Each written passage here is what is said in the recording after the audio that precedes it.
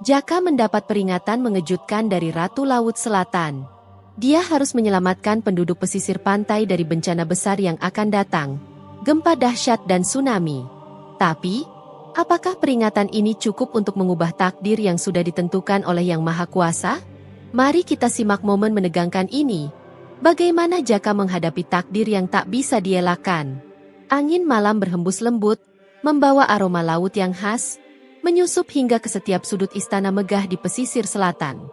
Di ruang utama, Jaka berlutut di hadapan sang ratu. Sosoknya begitu anggun, mengenakan kebaya hijau yang berkilau, seakan menyatu dengan aura mistis yang menyelubungi istana.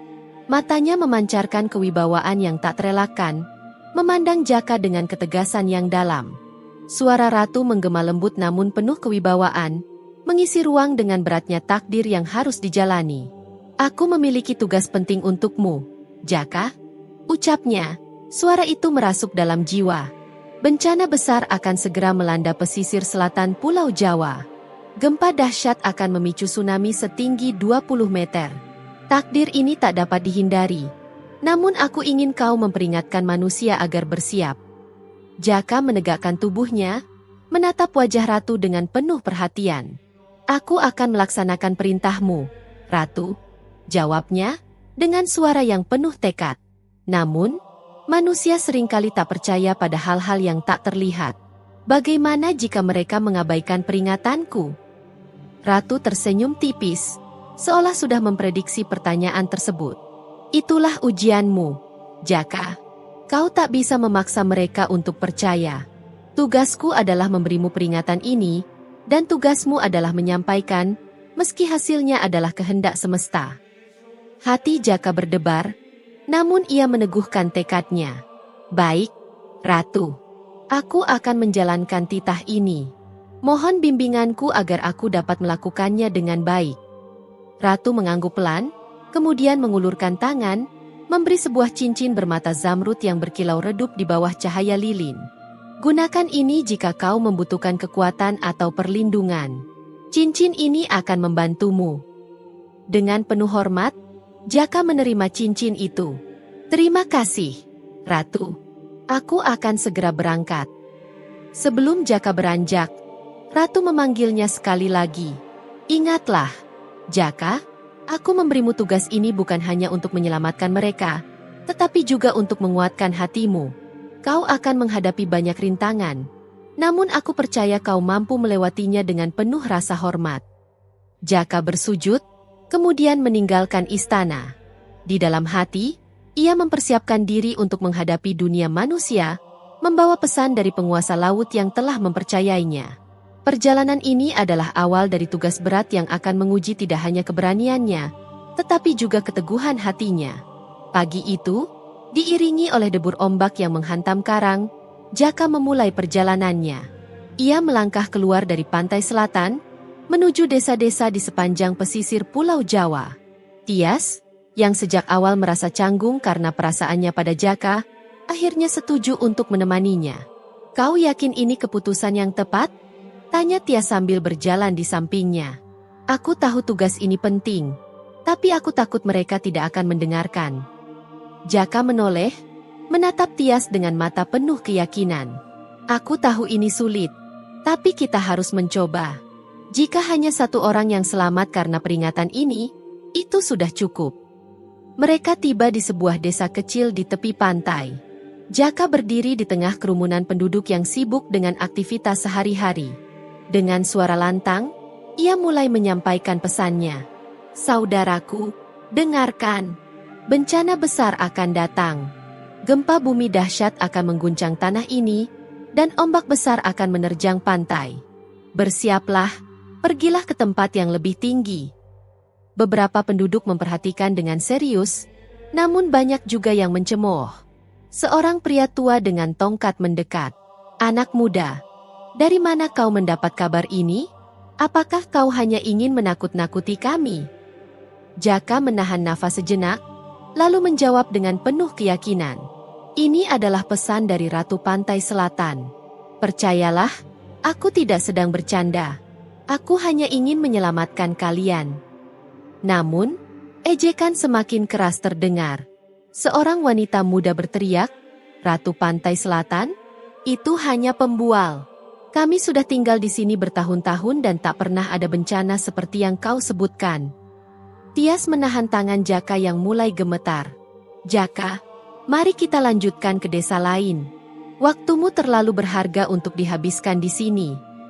Dengan berat hati, Jaka menurut, meski rasa kecewa dan cemas memenuhi hatinya. Ia tahu, jika mereka tetap tak percaya, kehancuran besar akan melanda. Perjalanan mereka pun berlanjut, mendatangi desa demi desa, dengan peringatan yang hampir selalu disambut dengan keraguan atau ejekan. Mereka tiba di sebuah desa yang lebih besar, ramai dengan hiruk-pikuk perdagangan. Jaka dan Tias berjalan melewati pasar yang penuh sesak, mencari tempat yang tepat untuk menyampaikan pesan mereka. "Kita harus berbicara dengan kepala desa," kata Tias, menghapus keringat di dahinya. "Mungkin jika pemimpinnya mendengarkan, warga lain akan lebih percaya." Jaka mengangguk. "Kau benar. Mari kita coba." Mereka menuju rumah kepala desa, sebuah bangunan kayu besar yang berdiri megah di tengah desa. Di sana, mereka diterima oleh seorang pria parubaya bernama Pak Burhan. Setelah mendengar maksud kedatangan Jaka, ekspresi Pak Burhan berubah menjadi sinis. "Anak muda," katanya sambil menyilangkan tangan di dada, "kau datang ke sini dengan cerita tentang bencana besar, tapi apa buktimu? Kami sudah hidup di sini bertahun-tahun tanpa masalah. Jangan buat pendudukku takut dengan omong kosong." Dengan penuh keyakinan, Jaka menjawab, "Aku tidak sedang berbicara omong kosong.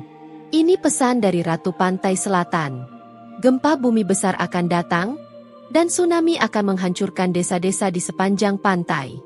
Aku memohon, siapkan tempat yang lebih aman bagi warga." Pak Burhan tertawa kecil. "Ratu Pantai Selatan? Itu hanya dongeng. Anak muda, jangan membuang waktuku." Tias, yang sejak tadi terdiam, akhirnya berbicara dengan nada penuh kekhawatiran. "Pak Burhan, setidaknya dengarkan kami. Apa salahnya bersiap-siap jika bencana itu memang benar-benar terjadi? Hidup penduduk desa bisa terselamatkan." Pak Burhan menghela napas dalam-dalam. "Baiklah, aku akan mempertimbangkan. Tapi jangan harap aku akan membuat pengumuman tanpa bukti nyata. Kalau hanya untuk menakuti orang, akulah yang akan disalahkan." Setelah keluar dari rumah kepala desa, Tias memandang Jaka dengan prihatin. "Aku tahu ini sulit bagimu," katanya pelan, "tapi kita harus terus berusaha. Tidak semua orang seperti Pak Burhan." Jaka mengangguk meski hatinya dipenuhi keraguan. "Aku hanya ingin menyelamatkan mereka, Tias. Tapi bagaimana caranya kalau mereka tidak percaya? Aku takut mereka harus membayar mahal karena tidak mau mendengarkan." Tias menyentuh bahunya, mencoba memberinya kekuatan. "Kita sudah melakukan bagian kita. Kadang, menyelamatkan orang bukan tentang hasilnya, tapi tentang usahanya. Percayalah, semesta akan membalas niat baikmu." Malam itu, mereka beristirahat di sebuah rumah penduduk yang masih percaya pada peringatan mereka. Namun bayangan gempa dan tsunami terus menghantui pikiran Jaka. Ia tahu waktu semakin menipis, dan ia harus menemukan cara agar lebih banyak orang mendengar pesannya sebelum terlambat. Pagi itu, Jaka dan Tias melanjutkan perjalanan ke desa berikutnya. Udara pantai terasa panas dan penuh kelembaban. Namun beban di hati Jaka jauh lebih berat daripada teriknya matahari. Mereka tiba di sebuah desa kecil yang tampak damai. Anak-anak bermain di tepi pantai, dan para nelayan sibuk menyiapkan perahu mereka. "Kita harus menyampaikan pesan ini sebelum terlambat," ucap Jaka dengan nada tegas. Tias mengangguk. "Mari kita cari orang yang bisa mendengarkan kita." Mereka menuju balai desa, tempat beberapa warga berkumpul. Dengan suara lantang, Jaka mulai berbicara. "Saudara-saudaraku, aku datang dengan peringatan penting. Akan terjadi bencana besar. Gempa bumi yang memicu tsunami dahsyat. Aku mohon, pergilah ke tempat yang lebih aman." Seorang nelayan tua maju ke depan. "Anak muda, kau bicara seperti seorang dukun. Tsunami? Apa kau melihat laut ini? Tenang saja, tidak ada yang perlu dikhawatirkan." Tapi ini bukan lelucon, jawab Jaka dengan nada putus asa. Aku mendapatkan pesan ini langsung dari Ratu Pantai Selatan. Bencana ini tidak bisa dihentikan, tapi kalian masih punya waktu untuk menyelamatkan diri. Warga mulai tertawa, bahkan beberapa orang menggelengkan kepala sambil mencemooh. Ratu Pantai Selatan? Kau benar-benar sudah kehilangan akal. Nak, ejek seorang ibu sambil membawa keranjang ikan. Tias maju dengan mata berkilat marah. Apakah kalian tidak mendengar kami? Kami mencoba menyelamatkan kalian. Apakah kalian harus menunggu sampai semuanya terlambat? Namun, tanggapan itu hanya disambut dengan tawa yang lebih keras. Jaka menggenggam tangan Tias, menenangkan dirinya. Kita sudah melakukan yang terbaik. Mari pergi. Mereka melangkah keluar dengan perasaan berat. Namun belum jauh dari desa itu, bumi tiba-tiba bergetar hebat. Suara gemuruh datang dari perut bumi, membuat pohon-pohon bergoyang keras dan tanah retak di berbagai tempat. Jaka dan Tias terjatuh ke tanah, mencoba menjaga keseimbangan. Gempa ini sudah dimulai, teriak Tias panik. Jaka melihat ke arah laut yang tiba-tiba surut jauh, tanda yang jelas bahwa tsunami besar akan datang. Ia berlari kembali ke desa, berteriak sekuat tenaga. Cepat, pergi ke tempat tinggi. Ini tsunami. Namun sebagian besar penduduk sudah terjebak dalam kekacauan. Mereka berlari tanpa arah, beberapa mencoba menyelamatkan barang-barang mereka. Air laut mulai kembali dengan kekuatan dahsyat, membentuk dinding raksasa setinggi 20 meter. Tias, cepat ke tempat yang aman, teriak Jaka sambil menarik tangan Tias. Tapi mereka... Tias menangis melihat penduduk yang kebingungan. Aku tahu, tapi kita tidak bisa menyelamatkan mereka semua sekarang, jawab Jaka dengan suara gemetar. Jaka menarik Tias ke arah bukit terdekat. Air tsunami akhirnya menerjang desa itu, menghancurkan rumah-rumah, perahu, dan segala yang ada di jalurnya. Jeritan penduduk yang tak sempat melarikan diri terdengar memilukan, menggema di telinga Jaka dan Tias. Dari atas bukit, mereka hanya bisa menyaksikan kehancuran itu dengan air mata yang mengalir tanpa henti. Kita sudah mencoba, bisik Jaka dengan suara bergetar, tapi mereka tidak mendengarkan. Tias memeluk Jaka. Kau sudah melakukan yang terbaik. Ini bukan salahmu. Namun, di dalam hati Jaka, rasa bersalah tetap menghantui. Ia tahu tugasnya belum selesai. Setelah tsunami surut, ia harus kembali turun untuk membantu yang selamat dan terus menyampaikan pesan dari sang ratu. Meski taruhannya adalah nyawanya sendiri. Pagi menjelang dengan suasana yang mencekam.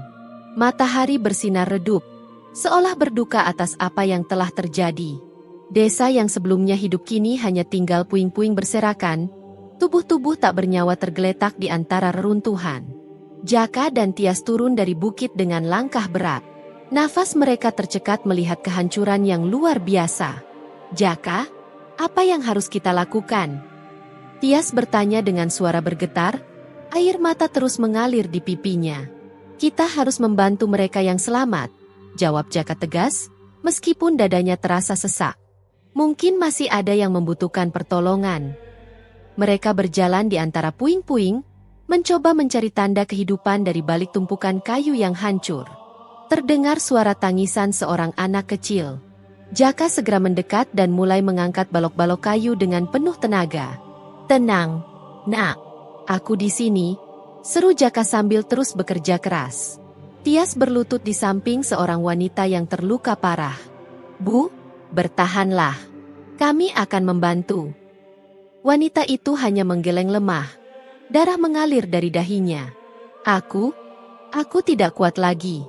Tolong jaga anakku, bisik wanita itu sebelum matanya terpejam untuk selamanya.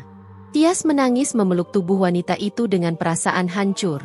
Jaka akhirnya berhasil menarik anak kecil itu dari bawah puing-puing.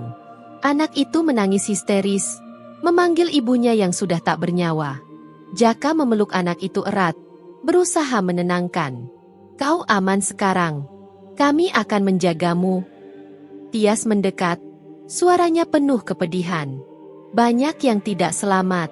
Ini terlalu menyakitkan. Jaka mengangguk dengan mata merah. Aku tahu. Tapi kita tidak boleh menyerah. Kita harus mencari lebih banyak yang selamat. Di tengah pencarian mereka, seorang pria tua yang terluka parah mendekati mereka. Kalian tahu ini terjadi karena siapa, bukan? Katanya dengan suara penuh amarah. Apa maksudmu, Pak? Tanya Tias heran. Ini semua karena kalian. Kalian membawa pesan tahayul itu dan menyebarkan ketakutan. Kalian membuat Dewa Laut marah. Teriak pria itu sambil menunjuk Jaka. Jaka menatapnya dengan dingin, meskipun hatinya terasa sakit. Bencana ini adalah takdir, Pak.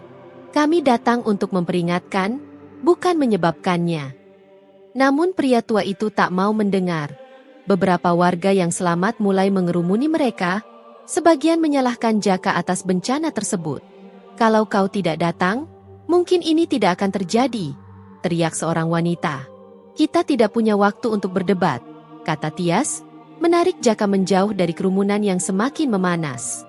Aku harus menjelaskan kepada mereka, ucap Jaka dengan nada putus asa.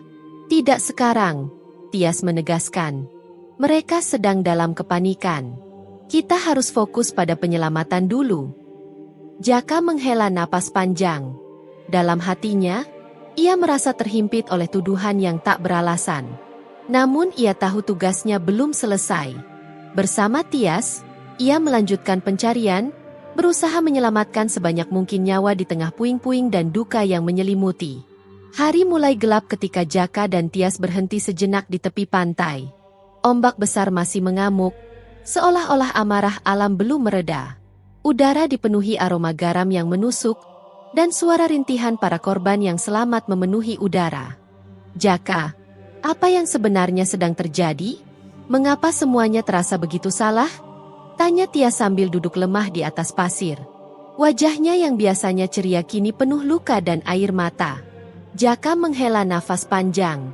Aku juga bertanya-tanya, Tias, apakah tugas ini benar-benar bermanfaat? Aku merasa seperti gagal. Tias menatapnya dengan mata basah. Jaka, jangan pernah berpikir seperti itu. Kamu sudah melakukan yang terbaik. Kamu sudah memperingatkan mereka, meski banyak yang tidak percaya. Tapi itu tidak cukup. Lihat semua ini. Jaka berkata dengan suara bergetar, tangannya menunjuk arah desa yang hancur, nyawa-nyawa yang hilang, tangisan yang tak pernah berhenti. Aku tidak bisa melindungi mereka. Tias menggenggam tangan Jaka erat. Kamu bukan dewa, Jaka. Kamu hanya manusia yang mencoba menyelamatkan sebanyak mungkin. Jangan menyalahkan dirimu atas takdir yang tidak bisa diubah. Saat mereka berbicara, seorang pria datang dengan langkah terseok-seok. Wajahnya penuh luka. Matanya menyala dengan kemarahan. Kalian berdua, teriaknya. Jaka segera berdiri. Ada apa, Pak? Apa yang bisa kami bantu? Bantu? Kalian sudah menghancurkan hidup kami. Karena kau dan pesan bodohmu, keluargaku pergi ke bukit. Tapi mereka tertimpa longsor di sana. Suaranya pecah oleh tangis. Jaka merasa seluruh tubuhnya membeku. Ia mencoba menjelaskan, Pak, aku hanya menyampaikan pesan dari Ratu Pantai Selatan. Aku ingin menyelamatkan kalian. Pesan apa? Kau membawa kutukan. Kau seharusnya tidak pernah datang ke sini. Pria itu melangkah maju, tangannya terangkat seolah hendak menyerang. Tias segera berdiri di depan Jaka, melindunginya. Pak, hentikan. Jangan menyalahkan Jaka. Dia mencoba menyelamatkan kita semua.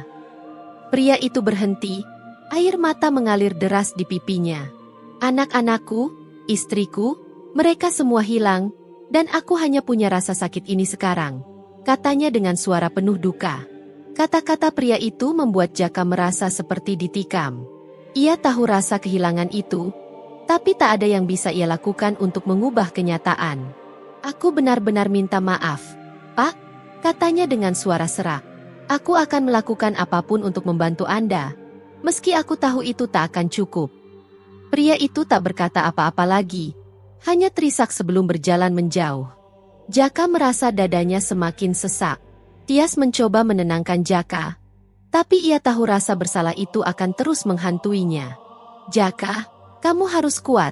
Tias berkata dengan suara lembut. Masih banyak orang yang membutuhkanmu. Kita tidak bisa berhenti sekarang. Jaka menatap Tias, matanya penuh kebimbangan. Aku hanya berharap aku bisa memberikan lebih dari ini, Tias.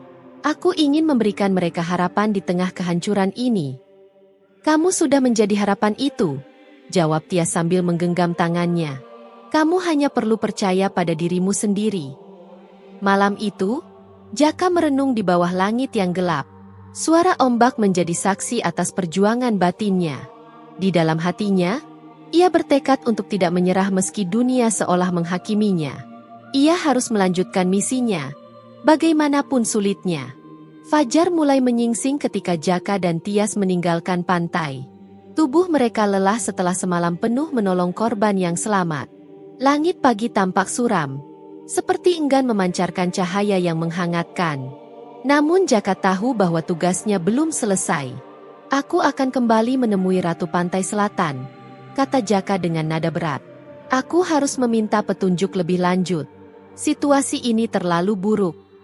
Tias menghentikan langkahnya, menatap Jaka dengan mata penuh keprihatinan. Jaka, kau sudah terlalu keras pada dirimu sendiri. Kita sudah melakukan segalanya. Kenapa kau masih merasa tidak cukup?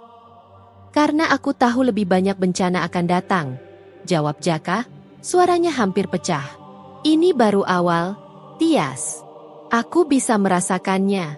Aku harus memastikan tidak ada lagi nyawa yang terbuang sia-sia. Tias menggenggam tangan Jaka, mencoba menguatkannya. Kalau begitu, biarkan aku ikut. Aku tidak akan meninggalkanmu sendirian menghadapi ini semua. Jaka menggeleng pelan, matanya dipenuhi keraguan. Ini bukan tugasmu, Tias, ujarnya, suaranya terpotong oleh keprihatinan. Aku tidak ingin membawamu lebih jauh ke dalam bahaya. Tias, yang telah berdiri di sampingnya, menatapnya dengan mata yang mulai dipenuhi air mata. Tapi aku tidak bisa membiarkanmu memikul semuanya sendirian, katanya, suaranya pecah.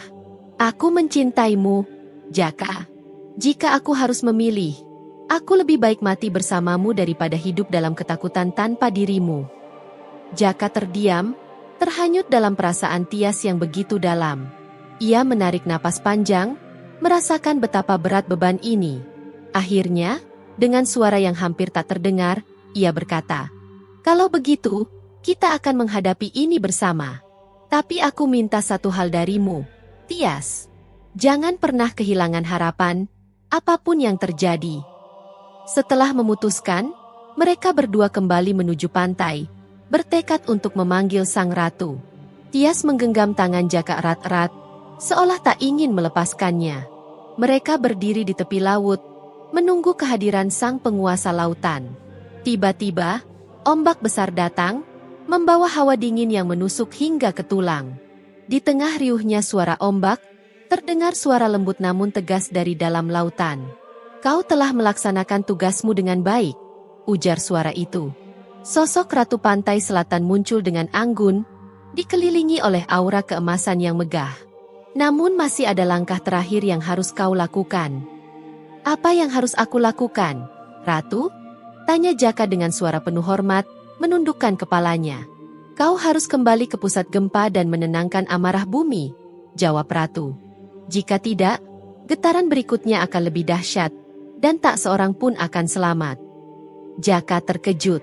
Tapi bagaimana caranya? Aku tidak punya kekuatan untuk menghentikan sesuatu sebesar itu. Aku akan memberimu kekuatan terakhirku, jawab Ratu, mendekat. Namun ingatlah, setelah ini, kau tidak akan lagi menjadi bagian dari dunia manusia. Kau akan menjadi penjaga pantai selatan untuk selamanya. Tias mendengar kata-kata itu dengan hati yang hancur. Tidak, Jaka, kau tidak bisa melakukannya. Aku tidak bisa kehilanganmu, serunya, sambil mencengkeram lengan Jaka. Jaka memandang Tias dengan mata yang penuh kasih. Tias, ini sudah menjadi takdirku. Aku harus melindungi kalian. Meskipun itu berarti aku harus pergi. Tapi cintaku untukmu tidak akan pernah hilang. Air mata Tias mengalir deras saat ia memeluk Jaka erat-erat. Kalau begitu, Bawalah kenangan ini bersamamu. Jangan lupakan aku, Jaka. Jaka mengangguk dengan hati yang penuh beban. Perlahan, ia melepaskan pelukan Tias dan melangkah maju, menerima kekuatan yang ditawarkan oleh sang ratu. Ombak besar melingkupi tubuhnya, menyelimuti dirinya dalam cahaya biru yang terang. Lindungi mereka, Jaka, bisik ratu, sebelum menghilang ke dalam lautan. Ketika cahaya itu memudar, Jaka berdiri dengan aura yang berbeda, lebih kuat, lebih teguh. Ia menoleh sekali lagi ke arah Tias yang menangis di tepi pantai, sebelum menghilang di balik deburan ombak besar. Langit malam terasa semakin gelap saat Jaka melangkah menuju pusat gempa, tempat yang telah hancur beberapa hari lalu. Setiap langkahnya terasa berat, seolah-olah ia sedang berjalan menuju takdirnya yang tak terhindarkan. Di belakangnya, Tias masih berdiri di pantai. Matanya dipenuhi harapan dan kesedihan. Aku tak bisa menghentikanmu, Jaka, tapi aku tak bisa juga melepaskanmu, bisik Tias dengan suara yang parau, terisak. Aku hanya ingin kita bersama. Namun Jaka tidak menoleh. Pikirannya dipenuhi oleh kata-kata Ratu Pantai Selatan yang memintanya untuk menenangkan amarah bumi. Tidak ada jalan lain, hanya satu pilihan. Pengorbanan demi keselamatan semua orang yang ia cintai. Perjalanan menuju pusat gempa terasa sepi dan sunyi. Namun, di tengah keheningan itu, Jaka merasakan gempa lagi, lebih hebat, lebih mengguncang. Getaran itu seperti mengingatkan bahwa waktu semakin mendesak. Jika ia terlambat, lebih banyak nyawa yang akan terbuang sia-sia. Di pusat gempa, tanah retak, bangunan hancur, dan kehancuran yang tak terbayangkan menyelimuti sekelilingnya. Tidak ada suara lain selain desisan angin yang berhembus kencang. Jaka menutup matanya sejenak, menarik napas panjang, dan memusatkan pikirannya. Ratu, aku siap. Aku akan melakukannya. Seketika, tubuh Jaka diselimuti oleh energi biru yang kuat. Ia merasakan seluruh kekuatan alam terkumpul di dalam dirinya. Getaran bumi yang lebih dalam menyentuh setiap sel tubuhnya. Rasa sakit yang menyebar di tanah yang rapuh. Dengan teguh, Jaka meletakkan kedua telapak tangannya di tanah, berusaha menenangkan energi yang tak terkendali. Tenang, bumi. Tenanglah. Jangan kau bawa dunia ini lebih jauh ke dalam kehancuran, kata Jaka dengan suara bergetar, namun penuh keyakinan. Namun, meskipun ia berusaha sekuat tenaga, gempa itu semakin mengerikan. Jaka merasakan kekuatan yang luar biasa berusaha mengalahkan dirinya. Di kejauhan, Tias berdiri di tempat yang sama, merasakan ada sesuatu yang salah. Intuisinya mengatakan bahwa ini adalah saat yang paling kritis. Jaka! Teriaknya dari jauh. Namun suara angin menghalangi suaranya hingga tak sampai ke telinga Jaka. Meskipun begitu, Jaka tetap tak mendengar Tias. Matanya tetap terpejam, fokus penuh pada misi yang harus diselesaikan. Ia terus memusatkan energi dari dalam dirinya, berusaha menahan getaran bumi yang semakin liar. Untuk mereka, untuk Tias, gumamnya, seolah memberi semangat pada dirinya sendiri. Tiba-tiba, seberkas cahaya muncul di langit, menerangi sekelilingnya. Jaka membuka matanya, dan dalam kilatan cahaya itu, ia melihat sosok Ratu Pantai Selatan berdiri di hadapannya. Sosok itu terlihat lebih besar dan lebih terang dari sebelumnya, menyinari seluruh tubuh Jaka dengan energi yang jauh lebih besar. Jaka, kamu telah berani menghadapi takdir. Sekarang tenangkan bumi.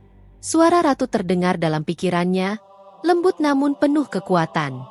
Ambil kekuatan terakhir ini dan bawa kedamaian ke dunia. Dengan itu, sebuah kekuatan besar mengalir ke dalam tubuh Jaka. Rasanya seperti dunia berputar dengan kecepatan yang tak terbayangkan. Namun Jaka tetap bertahan.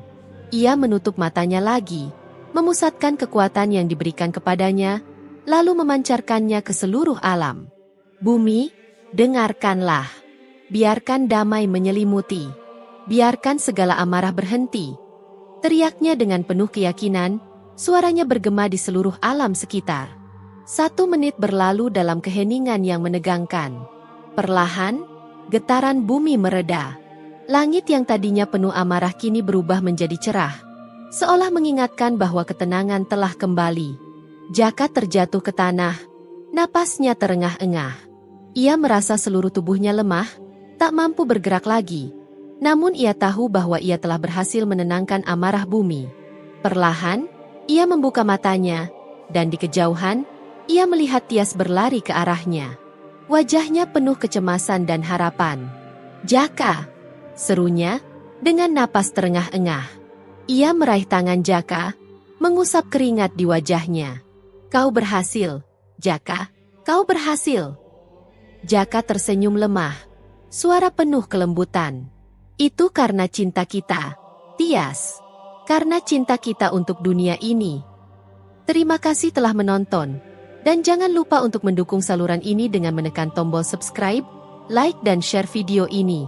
Agar semakin banyak orang yang bisa menikmati cerita-cerita menarik lainnya. Sampai jumpa di cerita berikutnya.